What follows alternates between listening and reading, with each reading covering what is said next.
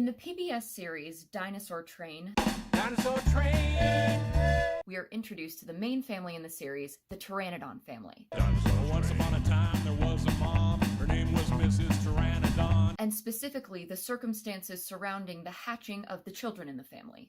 Sitting on her nest she heard a scratching and said, "Oh boy, my eggs are hatching!" One by one her kids pop free. Baby Pteranodons, 1, 2, 3. I'll name you Tiny, Shiny, and Dawn. The last egg to hatch is that of Buddy. The last little baby was a different size, with teeth and a tail and big green eyes. He didn't look anything like the rest. What am I doing in a Pteranodon nest? Buddy is not a Pteranodon, but a Tyrannosaurus. Still, he is immediately adopted into the family by Mr. and Mrs. Pteranodon. But dear old Mrs. Pteranodon Oh, said, this is your family and I'm your mom. You may be different, but we're all creatures. All dinosaurs have different features. I have no problem with that. Every child deserves a loving family. And it's clear in the show that Buddy is just as much a member of the family as Tiny, Shiny, and Dawn. But I can understand losing count of your eggs if you're like a fish and laying hundreds of them at a time. But if you only have 3 eggs to begin with, how do you not notice another one just appearing in the nest? How did an entire Tyrannosaurus egg make its way into the Pteranodon nest without either of the clearly attentive and loving Pteranodon parents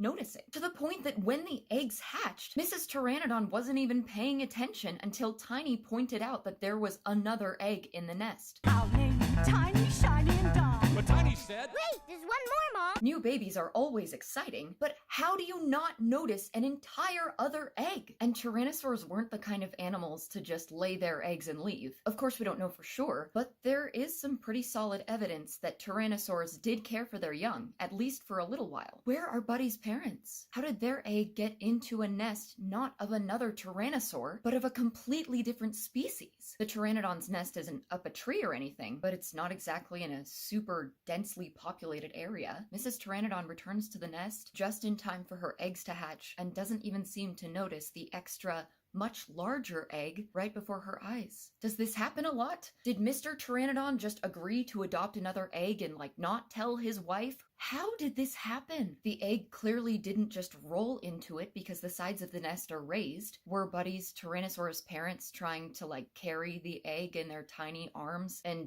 tried to do a handoff and then just dropped it and then looked down and decided that trying to pick that up off the ground was just not worth the effort? Could a Tyrannosaurus even fit on that cliff face? What in the entire Mesozoic happened to Buddy the dinosaur's parents?